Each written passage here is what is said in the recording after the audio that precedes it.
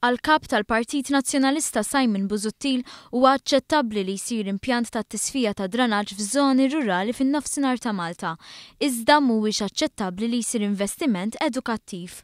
Waqt attività politika f'Ħal Balzan, Busuttil tkellem dwar il-fatt li kien il-Partit Nazzjonalista stess li fetaħ impjant tat-tisfija tad-dranaġġ f'żona barra mill-iżvilupp. Fi żmien meta kienet isir il-proġett tal-impjant tat-tisfija tad-dranaġġ, Simon Busuttil kien membru fil-Parlament Ewropew.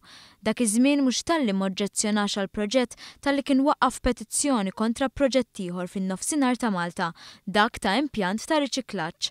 F'Ħal Balzan, Simon Busuttil iddefenda siti alternattivi li ressaq il-Partit Nazzjonalista, b'referenza partikolari għaż-żona tal-Petroleum Division f'Birzebbuġa, żona li minnu fih ir-riżulta li mhijiex vijabbli għax ir-reġenerazzjoni tagħha tieħu snin.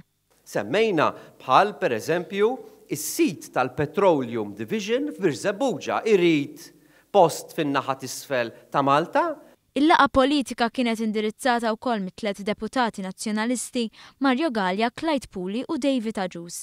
Qed jingħad li David Aġus wera x-xewqa li jidħol għal kariga ta' Segretarju Ġenerali tal-Partit Nazzjonalista.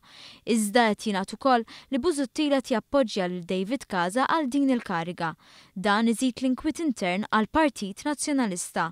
Quddiem il-partitarji Simon Busuttil appella biex tittieħed l-aħjar deċiżjoni wara li talab lil Chris Said ma jikkontestax għal din il-kariga.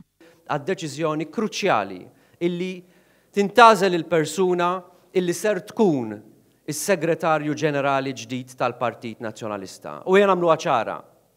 Mhux faċli illi nsibu persuna tajba bħal u daqs Chris Said li nsellimlu minn hawn. Simon Busuttil żied ifaħħar lil Chris Said li ngħata l-inkarigu jiffoka fuq Għawdex, l-istess bniedem li kien jaf dwar l-iskandlu tax-xogħol għall-voti imma m'għamel xejn.